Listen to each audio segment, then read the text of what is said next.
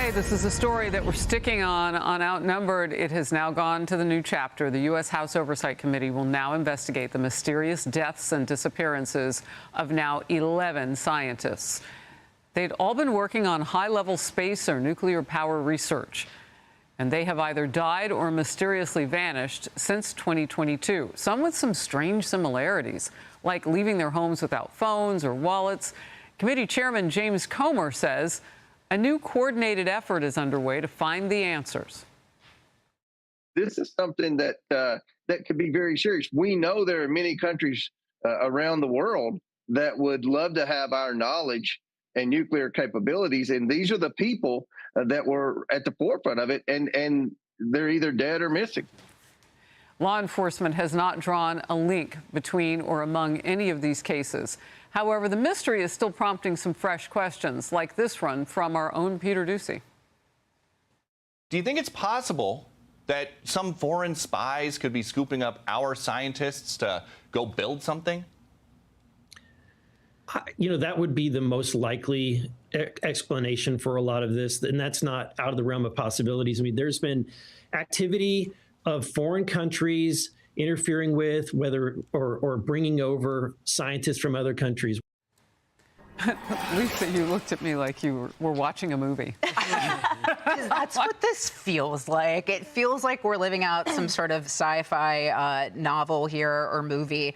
We're talking about some of the most advanced scientists tied to national security. So in a large population of people, of course, deaths occur. But when you're talking about this smaller pool of highly specialized individuals in a cluster in such a short period of time, it seems a little bit more unusual.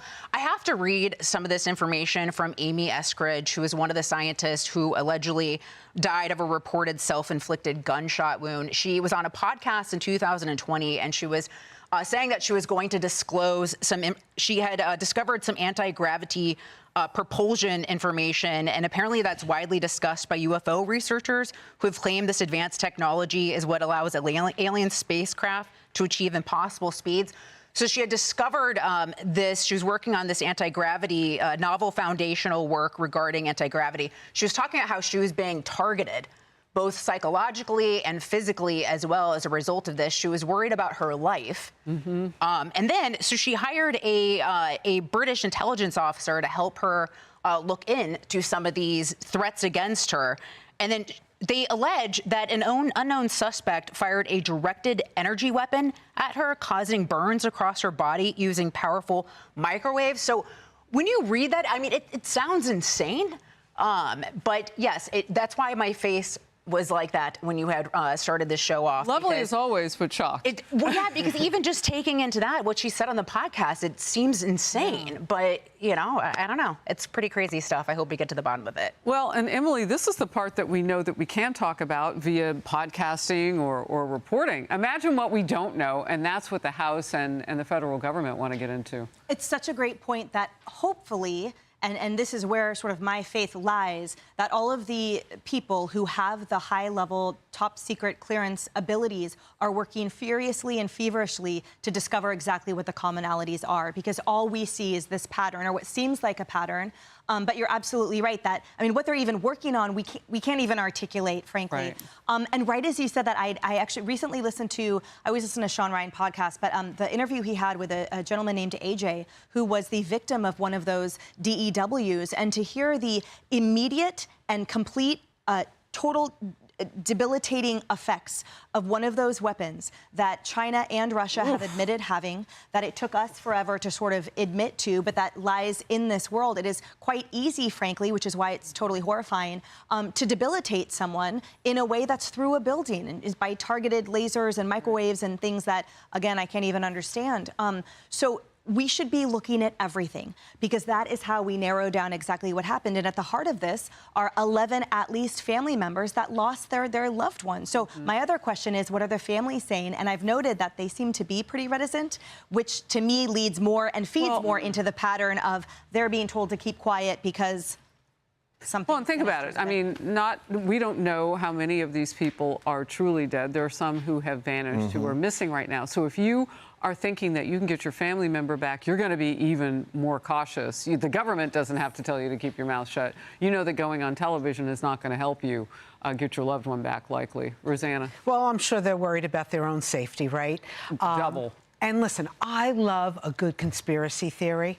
And I think the FBI and all those agencies should investigate. But when you kind of look at all these people that vanished, they're spread across different agencies and institutions working in different specialties like astrophysics and pharmaceuticals. So they don't exactly work Somewhere on... in the same lab, though?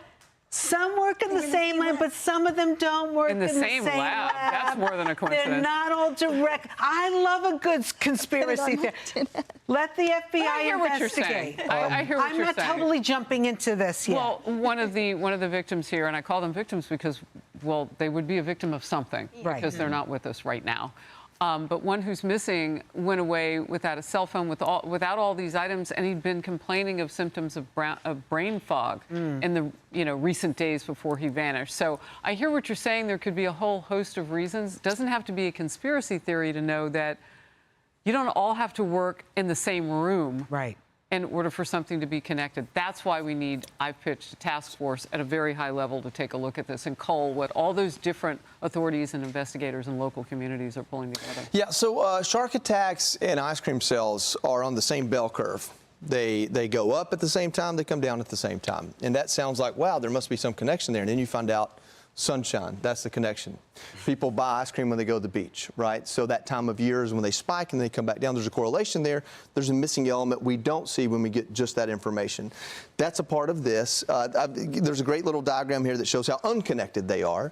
And so you have to take that into account. What really notches this up, because most of them, like Nuno Loureiro, I know I'm messing that up, and I am no disrespect whatsoever. That's an MIT professor, had a background in the same sciences, but not necessarily a connection. He was killed by the Brown shooter, and you find out they were classmates together. Now, we could say we don't know near enough about the Brown shooter because I haven't heard much, and that was the entire incident was very odd, the way that certain cameras were turned off. And so there's a lot of those things that create questions.